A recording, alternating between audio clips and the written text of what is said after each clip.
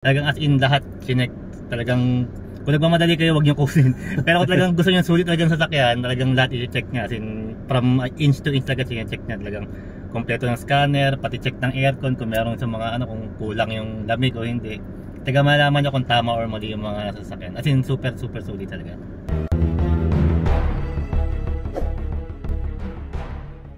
So, shout out guys, nandito tayo sa lugar ng Novaliches. Meron po pala tayong titignan na Mirage po, unit. So kasama po natin siya, yung buyer po. So check upin po natin siya, hoping na magustuhan po namin. Siya saan pa galing sir?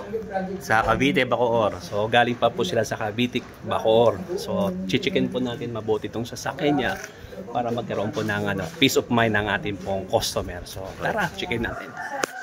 Finally guys, panibago na naman tayo, success. Magpo-close door na po sila sir. Yan po.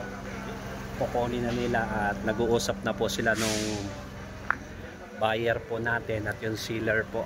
So pinag-uusapan nila na sana makuha na ito. Yan po, na-check na po natin siya. Ayos na ayos po. Good vibes.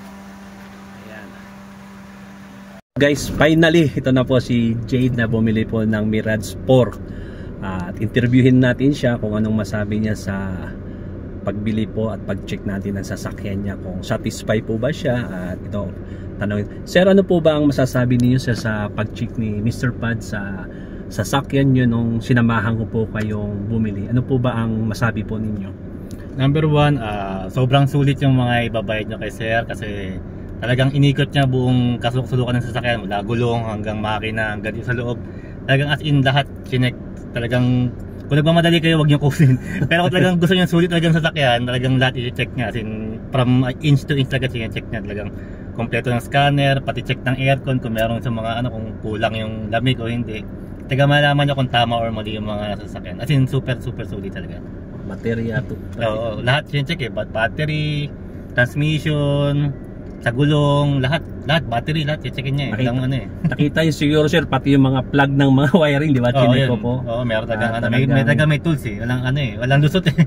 Tama yung sinabi niyo sir, kung nagmamadali sila, wag kasi. Anong oras po tayo? Almost parang 2 hours na tayo naabot. 2 hours po ako nag-check. Almost 2 hours na nag-check eh. Kung nagmamadali, wag. Pero talagang sulit talaga. Solid sir. May recommenda niyo po ba? Oo, sobrang naman. Talagang sulit, talagang may-recommend kahit kanino. Kung meron akong kakilala na gusto magpa-check tsaka kumuha ng mga second hand, si Seth talagang yan. Si Mr. Pad. So natawa naman ako na talagang hindi mapapahiya. So guys, muli guys, nirecommend na tayo. Almost po maabot po ako ng 3 oras kasi po hinimay-himay po natin ang plano po maaari kayo po. ng second Wala hand. tayong magkaligtaan sa pag-check po si natin. Mr. Pads. Salamat, shoutout. Sir, baka may shoutout ka sir? Meron ba? Wala eh. Wala na. Thank you Mr. Pads. Walang talagang napakasulit lahat. Sobrang Thank you po. God bless po.